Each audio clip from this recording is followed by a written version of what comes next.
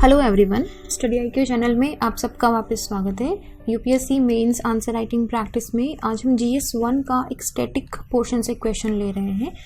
British education system का motive क्या था?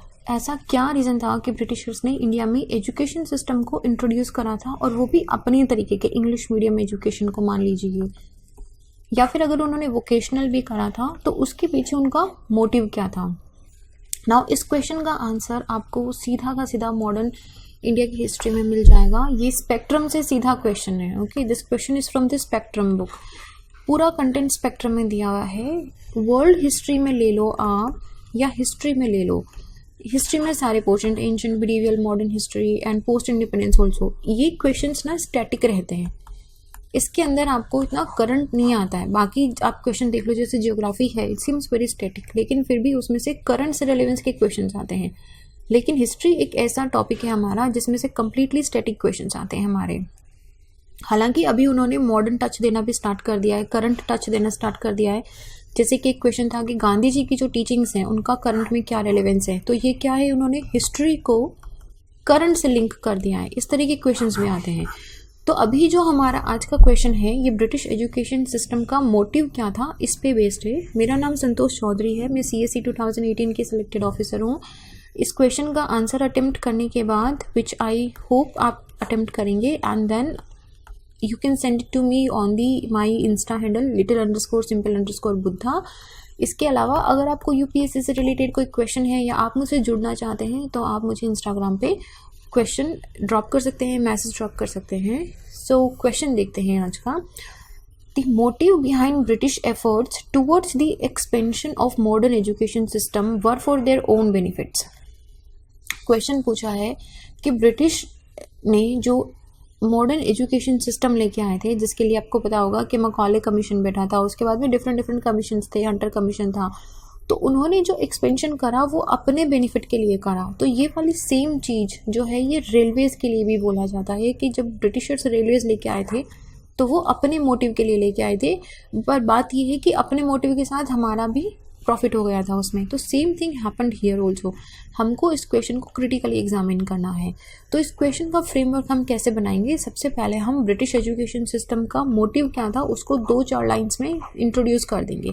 उसके बाद हम बताएंगे, क्रिटिकली एग्जामिन करना है अपने को। ओके, क्रिटिकली एग्जामिन का मतलब क्या हुआ कि आपको इस स्टेटमेंट के पक्ष और विपक्ष, इसके केस में और इसके अगेंस्ट में, दोनों हमें प्रूफ करना है। तो हम केस में क्या बोलेंगे कि हाँ, ब्रिटिशर्स जो एजुकेशन सिस्टम लेके आए थे वो इसीलिए लेके आए थे कि वो अपना एडमिन अच्छे से कर सके, अपने रिलीजियस फैला सके, वो एजुकेटेड इंडियन वर्किंग क्लास को अपने सिस्टम में ला सके। क्योंकि ब्रिटिशर्स के लिए क्या था कि जब वो ब्रिटेन से अपने ऑफिसर्स को लेके आते थे तो उनके लिए बहुत कॉस्टली पड़ता था, उनका ट्रैवल का एक्सपेंस, उनकी सैलरी बहुत महंगी होती थी, और वो भी छोटे बड़े काम के लिए ना। अगर छोटे बड़े काम के लिए, जैसे क्लर्कल वर्क वगैरह हो गया, इसके लिए अगर वो इंडियंस को एजुकेट कर दें, अगर वो एक इंडियन वर्किंग क्लास बना ले, जो उनके जो लोअर ग्रेड के वर्क्स होते हैं, अगर वो कर सके उनके सिस्टम में, तो उनको बहुत ही चीप पड़ता है। ठीक है, उनको सस्ती लेबर मिल जाएगी यहाँ पे। ये उनका प्राइम मोटिव था। और दूसरा कि उनको एलियंस नहीं लगेगा कि अरे वो तो इंग्लिश बोलते हैं, हमको नहीं आता, you know, like they started bringing the sense of superiority if you speak English वाला, ऐसा कुछ उनका मोटिव था। तो हम ये बताएंगे। सेकंड, क्योंकि हमको क्रिटिकली एग्जामिन करना है, तो हम ये भी बोलेंगे कि हालांकि वो लेके अपने एक्सपेंस के लिए आए थे, अपने प्रॉफिट के लिए लेके आए थे, लेकिन उसने हमारी फ्रीडम फाइटिंग के अंदर कैसे हमको हेल्प करी। हमारा जो विजन है, हमारे जो क्योंकि वो इंग्लिश लेके आए, then we started reading English also, तो इसकी वजह से हमारे पास ना पूरे वर्ल्ड की लाइब्रेरी ओपन हो गई। ठीक है, हम लोग डिफरेंट कंट्रीज़ के टच में आए, उनके लीडर से मिले, उनके लीडर्स की बुक्स एंड बायोग्राफीज पढ़ी, और उन सब का इन्फ्लुएंस हमारे थिंकिंग प्रोसेस पे क्या पड़ा, तो ये सब हम क्रिटिकली एग्जामिन में लिखेंगे। So this would be our framework of the answer. Content देखते हैं। क्वेश्चन में जब लिखा है कि क्रिटिकली एनालाइज करना है, तो हमको क्या करना है कि कंपनी ने क्या प्रूव करना है हम लोग को, कि कंपनी ने कुछ एजुकेटेड इंडियंस चाहती थी ताकि उनके एडमिनिस्ट्रेशन में उसका हाथ बंटा सके।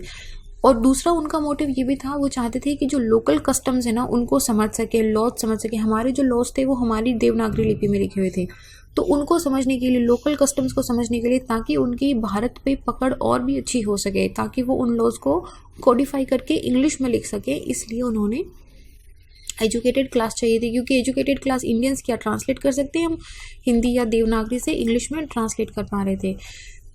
यहाँ पे हमको यही एक्सप्लेन करना है कि ब्रिटिशर्स का जो मोटिव था वो मॉडर्न एजुकेशन को एक्सपेंस करने का सिर्फ ऐसा नहीं था कि हम लोग इंडियंस को एजुकेट करेंगे क्या, पूरे इंडियंस की एजुकेशन पे उन्होंने कभी ध्यान ही नहीं दिया। उनका मोटिव ये था कि हम एक एजुकेटेड क्लास ऑफ इंडियंस बनाएंगे, ठीक है, हमको सारे इंडियंस एजुकेटेड नहीं चाहिए, पर हमको एक क्लास ऑफ इंडियन एजुकेटेड चाहिए जिनको हम अपने बेनिफिट के लिए यूज़ कर सकें। नाउ ब्रिटिशर्स चाहते थे मॉडर्न जो एजुकेशन सिस्टम है इससे जो निकल रहे हैं लोग वो उनके खुद के इकोनॉमिक इंटरेस्ट को सर्व करे, उनकी जो इंग्लिश एजुकेशन है वो लोगों को ये कन्विंस कर सके कि जो ब्रिटिश गुड है वो सुपीरियरिटी होती है, जो क्योंकि वो मशीन से बने हुए होते हैं तो मशीन से बने हुए गुड की सुपीरियरिटी होती है। और इससे क्या होगा कि Indian recognise the advantage of trade in commerce, तो उससे क्या होगा कि वो ज़्यादा से ज़्यादा ब्रिटिश माल लेंगे। तो ये चीज़ एक मैंने आपको फ्रेमवर्क दिया है कि इस तरीके से हमको क्वेश्चन को अटेम्प्ट करना है। इंट्रोडक्शन में हम क्या लिखेंगे कि मॉडर्न एजुकेशन सिस्टम इंडिया के अंदर ईस्ट इंडिया कंपनी ने they were compelled to accept the responsibility for the education, क्योंकि चार्टर एक्ट 1813 आया था तो उसके 20 साल होने के बाद रिन्यूइंग के बाद कंपनी का प्रिविलेज को रिन्यू करा था, तो यहाँ पे उन पे कंपेल करा गया था कि आप अभी मॉडर्न एजुकेशन सिस्टम को लाने के लिए भी कुछ कदम उठाइए। तो जो एजुकेशनल डेवलपमेंट का प्रोविजन है इंडिया में वो ब्रिटिश रूल के अंडर आया और ये हमारे फ्यूचर मतलब अभी even it has influence till the current also future development of western education में बहुत ही इंपॉर्टेंट माइलस्टोन की तरह साबित हुआ। तो इनका जो नया एजुकेशन सिस्टम था प्राइमरीली उसका क्या मोटिव था कि हमको politico administrative commercial moral consideration चाहिए ब्रिटिशर्स की, जो ब्रिटिशर्स के नीचे काम कर सके, ब्रिटिशर्स के अगेंस्ट ना आए, उनको उनका ज़्यादा से ज़्यादा व्यापार बढ़ाए, उनके काम में हेल्प करे, ये उनका मोटिव था। ये इंपॉर्टेंट कीवर्ड्स हैं politico administrative commercial and moral consideration. Now administrative consideration कैसे था, देखो पॉलिटिकल मोटिव उनका क्या था कि हम लोग जो वेस्टर्न एजुकेशन अगर हम इंट्रोड्यूस कर रहे हैं तो हमको जो लॉन्ग रन में इकोनॉमिकल प्रॉफिट होगा एडमिनिस्ट्रेशन में वो होगा, क्योंकि ब्रिटिशर्स एक्सपेंड करना चाह रहे थे अपनी टेरिटरीज़ को, एडमिनिस्ट्रेटिव स्ट्रक्चर उनको ग्रो करना था और उनकी जो लो कार्डर पोस्ट होती है ना, जो ए ग्रेड जो B grade C grade D grade की जो पोस्ट होती है, even C and D B पे भी इंडियंस को नहीं ले देते वो, वहाँ पे उनको चाहिए था कि कोई ऐसा सस्ता आदमी काम करने वाला हो जो छोटा मोटा काम कर दे, क्योंकि उनके लिए बहुत बहुत ज़्यादा एक्सपेंसिव अफेयर होता था कि वो हर एक काम करने के लिए इंग्लैंड से लोगों को लेके आ रहे हैं और वो उनके लिए पॉलिटिकली भी ट्रबलसम हो जाता था। तो उन्होंने क्या सोचा कि इंडियन एक स्टेट आए उसको थोड़ी बहुत एजुकेशन दे देते हैं, जनरल वर्किंग नॉलेज दे देते हैं, तो हमारा ये जो लोअर ग्रेड पोस्ट का स्टाफ है जिसको हमको इंग्लैंड से लेके आना पड़ रहा है उसको नहीं लाना पड़ेगा। जैसे कि रेवेन्यू और जुडिशियल डिपार्टमेंट में क्लर्किकल या फिर मिडिल लेवल का स्टाफ जिनको इंग्लिश की थोड़ी बहुत नॉलेज होनी चाहिए, तो उसके लिए उन्होंने क्या करा कि इंडियंस को एजुकेट करना स्टार्ट कर दिया। तो ये उनका एडमिनिस्ट्रेटिव कंसिडरेशन था। Generating the sense of belonging का मतलब क्या हुआ कि जब हम ब्रिटिश एजुकेशन सिस्टम वो लोग लेके आए तो उन्होंने इस चीज़, तो उनका देखो बुक्स ना आपकी थॉट प्रोसेस को शेप करती है, आप किस तरह की बुक्स पढ़ते हो, आपने अगर इनिशियल स्टार्टिंग से देखो, don't take it very otherwise, लेकिन ये बहुत फ़र्क पड़ता है कि क्या हम कंजर्वेटिव बुक्स पढ़ते हैं या फिर हम ओपन माइंडेड बुक्स पढ़ते हैं। जिस तरह की किताबें हम पढ़ते हैं उस तरीके का थॉट प्रोसेस हमारा स्टार्ट होता है। Books have a very very very huge impact on the way of our thinking, इसीलिए हम बोलते हैं कि ज़्यादा से ज़्यादा किताबें पढ़नी चाहिए। तो ब्रिटिशर्स जब अपनी बुक्स लेके आए तो उन्होंने बुक्स को इसी तरह मॉडिफाई करा कि उन्होंने ये चीज़ उसमें इम्बिब कर दी कि ब्रिटिशर्स जो है वो सुपीरियर हैं, जो British goods and services goods हैं वो बहुत भी ज़्यादा अच्छे हैं। तो उन्होंने क्या करा कि वेस्टर्न नॉलेज में इंडियंस को डाइवर्ट करना स्टार्ट कर दिया।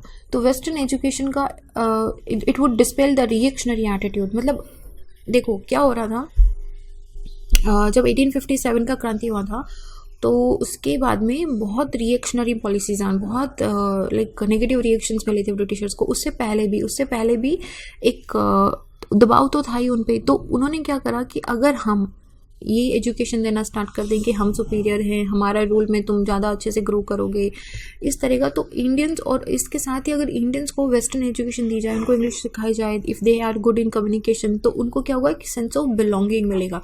तो ये सेंस ऑफ बिलोंगिंग का एक कॉन्सेप्ट था।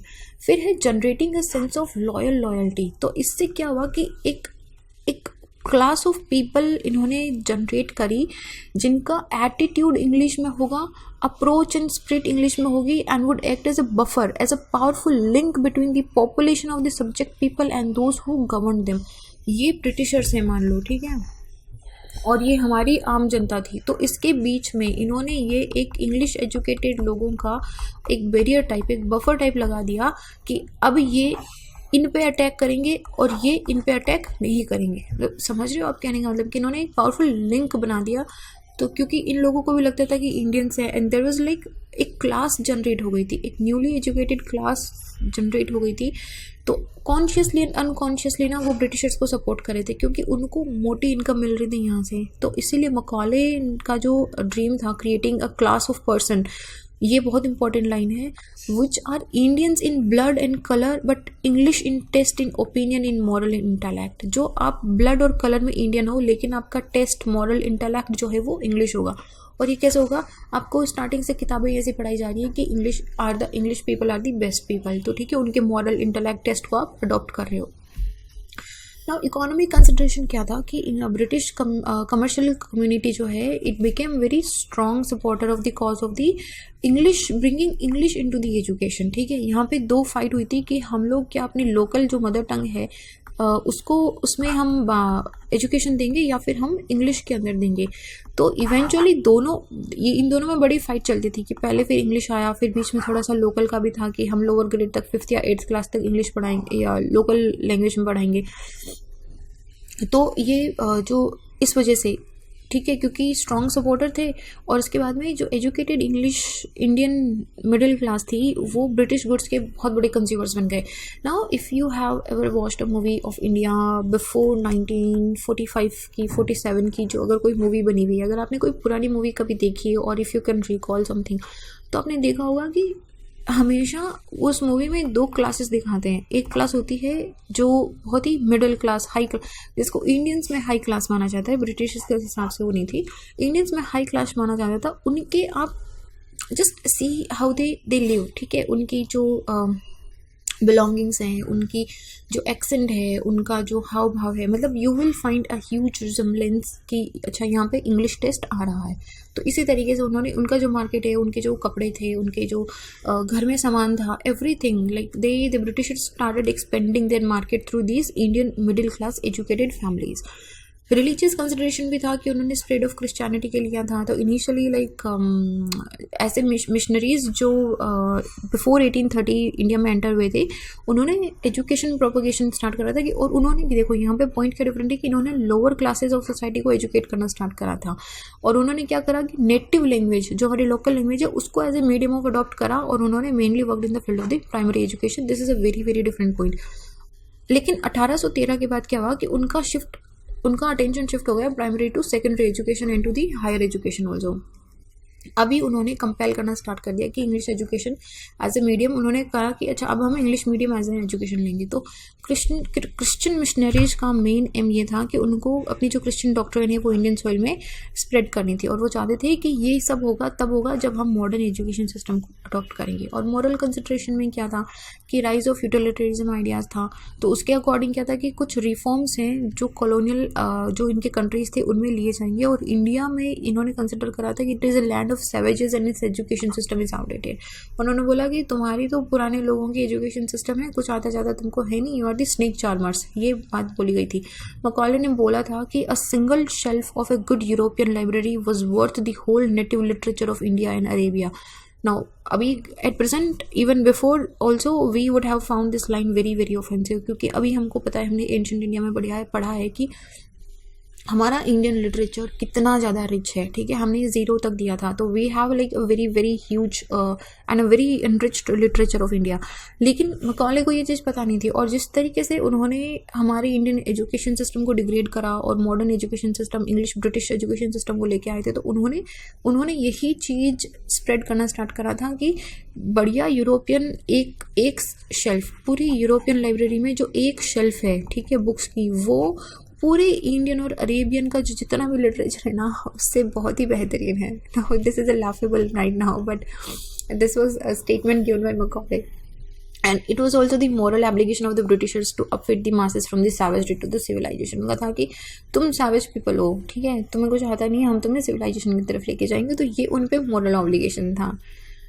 तो ये एक पार्ट हो गया। सेकेंड पार्ट के अंदर हम क्या लिखेंगे, देखो, सेकेंड पार्ट क्रिटिकली एग्जामिन करना है ना, उसका मैंने यहाँ पे पॉइंट नहीं लिखा है, but now listen me very carefully. Second part में हम क्या लिखेंगे कि जब ब्रिटिश अपना एजुकेशन सिस्टम लेके आए, जब उन्होंने इंग्लिश को इंट्रोड्यूस करा, तो उस इंग्लिश के इंट्रोड्यूस से हमारे जो बहुत सारी मिडिल एजुकेटेड क्लास के अंदर सुभाष चंद्र बोस हो गए हमारे, सत्यजीत हो गए हमारे, multiple names, you will find multiple names. उन्होंने क्या करा कि एजुकेशन ब्रिटिशर्स की ना लेके अपनी खुद की थिंकिंग, अपनी खुद की थॉट प्रोसेस चला के इन्होंने बहुत सारा लिटरेचर पढ़ा। उनको पता था, उन्होंने कंपेयर करा कि हमारा इंडियन लिटरेचर क्या है वर्सेस ब्रिटिश का लिटरेचर क्या है, इन सब चीज़ों को कंपेयर करा और उन्होंने इस एजुकेशन सिस्टम को ब्रिटिशर्स के अगेंस्ट यूज करना स्टार्ट करा। अभी हमको आइडियाज़ पता चलने लगे कि लिबर्टी क्या होती है, फ्रेटर्निटी क्या होती है, डेमोक्रेसी क्या होती है, ठीक है, ये सब हमको पता चलने लगा फ्रेंच रिवॉल्यूशन से।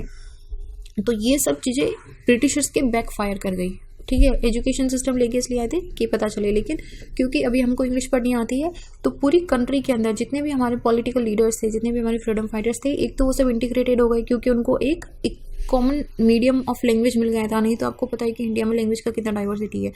तो वो कॉमन लैंग्वेज ऑफ मीडियम जब मिल गया, कॉमन मीडियम ऑफ लैंग्वेज जब मिल गया तब, और इसके साथ ही जब उन्होंने बाहर का लिटरेचर पढ़ना स्टार्ट करा, बाहर की चीज़ें देखना स्टार्ट करी कि किस तरीके से लोग कॉलोनिज्म को फाइट कर रहे हैं, किस तरीके से वो डेमोक्रेसी के लिए फाइट कर रहे हैं, तो वो सब चीज़ें उन्होंने हमारे अंदर भी अडॉप्ट करा। तो ये इसका एक क्रिटिकल एग्जामिनेशन हो जाएगा कि कैसे हमने ब्रिटिशर्स की एजुकेशन को उन्हीं पर बैकफायर करा, राइट।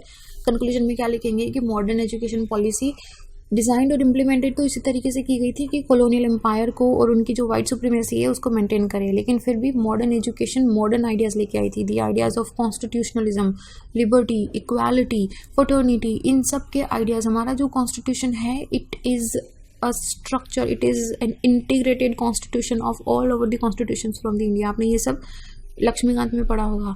और ये जितने भी आइडियाज़ हैं इन्होंने इंडियन इंटेलेक्चुअल क्लास को इंस्पायर करा और उन्होंने नेशनलिज्म का सीड शो करा था। और ये इसमें जो मॉडर्न एजुकेशन है इसका एक बहुत बड़ा रोल है।